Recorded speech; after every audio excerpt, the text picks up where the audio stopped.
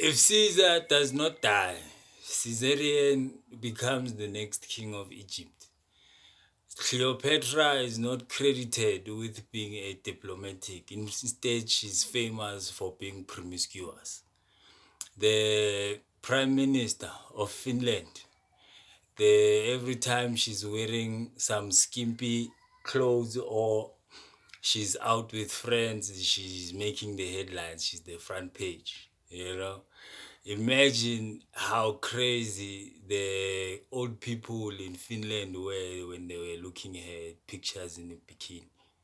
I understand. So we are men that cannot allow women to say no to us. We think that we should be commenting on their promiscuousness and forgetting how horny we are on everyday life that we live.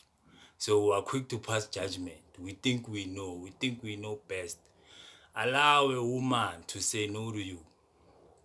Allow a woman to say you're not good enough because of I grew up believing that a woman should not put her jewels down just so that you can carry them as the man of the moment.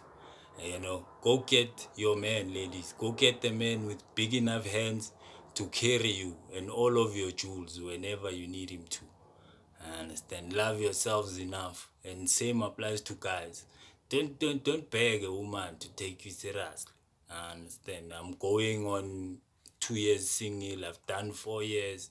So it's not like I'm not leading by example if anybody was asking. But let's give women space to be themselves. I understand. A woman that does not say no to you, you end up having to kick her out of your life. I understand. At least reject me so I come back. Reject me so I come back. But the person that never ever rejects you, that means you have to reject them one day.